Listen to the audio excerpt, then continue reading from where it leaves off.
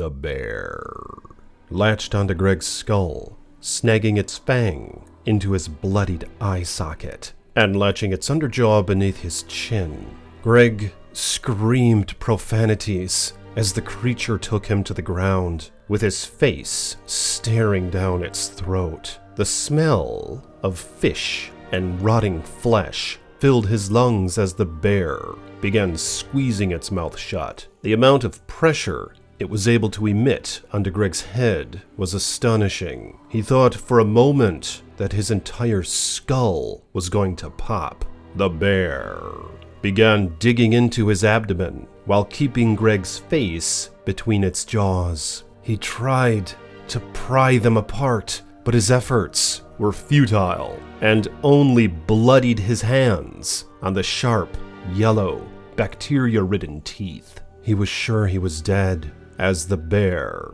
squeezed some more. Greg could feel his jaw collapsing into his skull. The sounds of bone cracking rattled his spine, and his right eye began popping out of his head. What's up, guys? Iceman here. So this story is one of the most horrifying and harrowing bear attacks that I've covered yet on this channel. But before I get into it, I'd like to thank you guys for all your support. So if you will, like this video, subscribe to the page, and hit the bell so you're notified next time I post a video. And if you want to support me further, you can become a channel member or a patron. Links in the description below. So let's get into this chilling tale. Greg was a simple man, a hermit. He despised the modern world and everything in it. As far as he saw it, entities such as TikTok and Instagram were destroying civilization, setting us all up for a non-coherent, dystopian future. Everything was sexualized. The disparity among young men and young women involved in the mating pools was troublesome to him and very concerning. Greg never married nor had children, a religious man who considered this life a curse of the fall, filled with toil and sweating of the brow, promising us nothing but death and taxes and despair, and perhaps salvation. A sort of philosopher, if you will. Little did he know how much sweat would be exuded from his brow that fateful morning. Greg worked at a local greenhouse and loved nature and wildlife. He purchased a small cabin not far from the Mount Emily recreation area in La Grande, Oregon. His house was surrounded by pines, and he had a small chicken coop attached to the end of his carport-style garage. The chicken run had no roof, with only a 7-foot wooden fence surrounding a covered coop and nesting boxes in the center. He was preparing for the end of the world, stacked gold and silver, endless rounds of ammunition, and was attempting to be self-reliant. He didn't have cattle or much of a garden, but chickens were a start, and they laid fantastic eggs. It was the end of May, and the weather was just getting nice. It was an evening like no other when the scuffles were heard near his chicken coop. He could hear the birds squawking over something. They were worked up far more than usual. So this commotion must not have been the usual, caused by the common squirrel or hawk flying overhead. Greg, grabbing his 30-30 lever-action rifle, was expecting perhaps another raccoon or possum ravaging his chicken feed. As he stepped out of his house, he was shocked to see a massive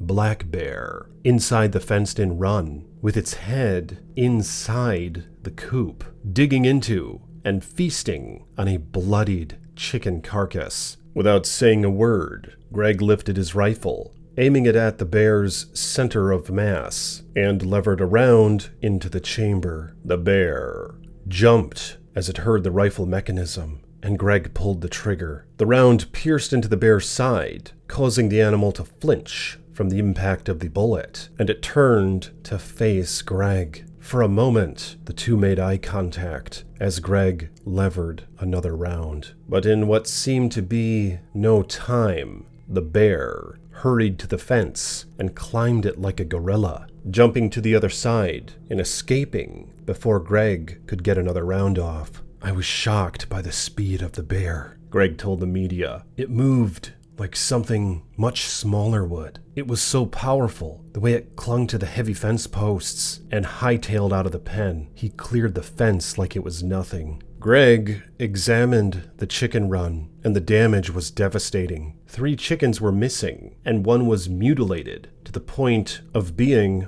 unrecognizable. Greg was pissed. Slept that night with his 30-30 at his side, flashlight ready for another potential late-night incident. To Greg's surprise, the bear never showed up. The next morning, he noticed spattered blood on his fence from the shot it took, and knew he had hit the bear and that it was wounded. He was sure it was dead somewhere, but needed confirmation. He pulled up on some boots, grabbed his rifle, and headed out into the public land adjacent to his property, which was the direction he'd seen the bear go the night before. There was an old, abandoned shed about 100 yards from his house. It was there when he purchased the property, and it was rotting to the point of being unusable to his standards. He noticed a light trail of blood leading to the area, so he approached it with caution. He stood and listened,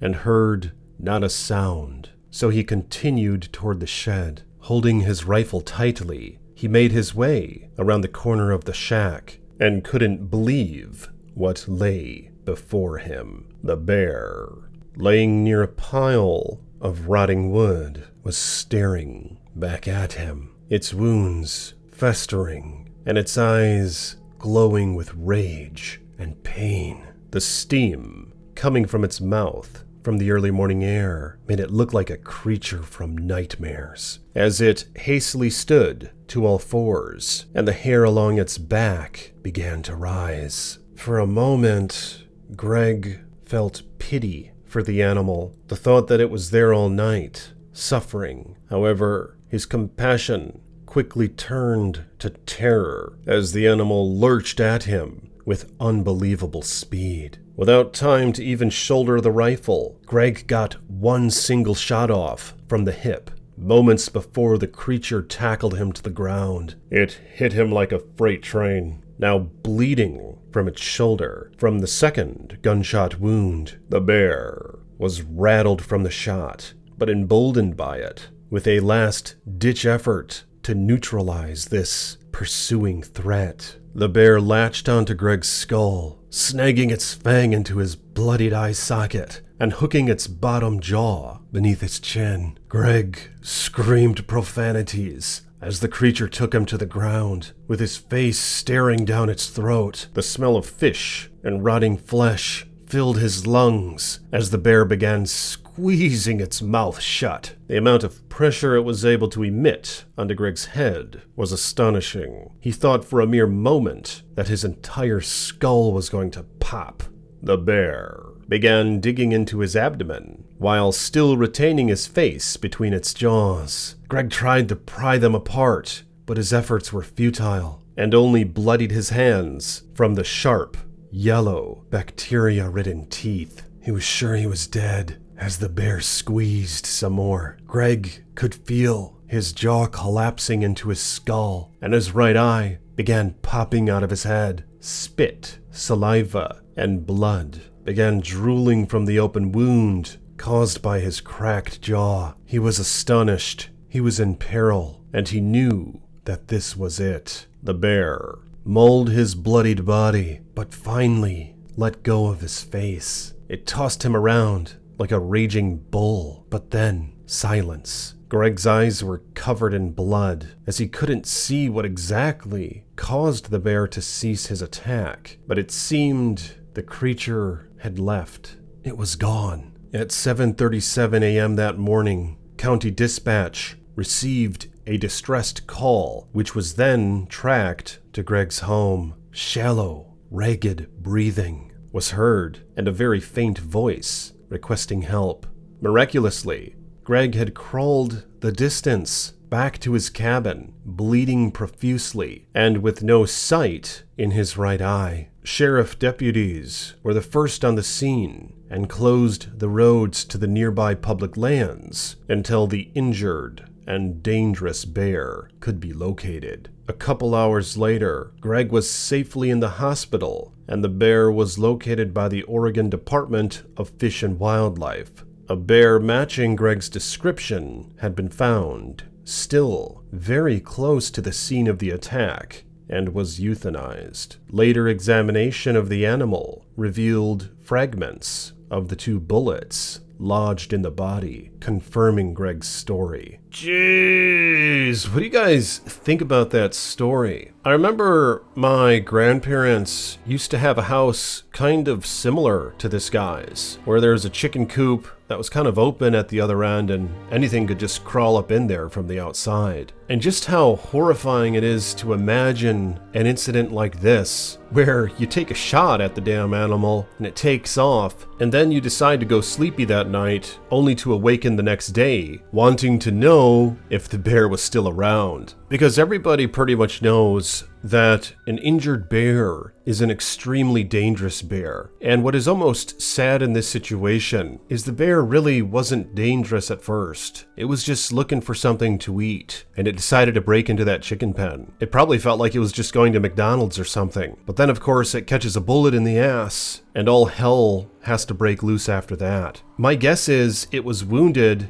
and didn't get too far, so it tried to sleep off the injury, only for Greg to surprise it the next day. And it probably recognized him as well. Bears are extremely smart, and I'm pretty sure can recognize people by their faces if they wanted to. I know that we often talk about how much more safe we'd be with a boomstick in hand in many of these situations that I've covered on this channel, but what is horrifying here is the fact that Greg did have a boomstick in hand, and that this bear took not 1, but 2 shots, and then attacked him and did severe damage and still got away. Apparently, the rangers and all that who found it in an aggressive state. So it wasn't out, and it being a threat was not yet neutralized. So it's crazy how over the course of like 24 hours, this bear took 2 shots from a decent rifle and still seemed to be fully capable. But yeah,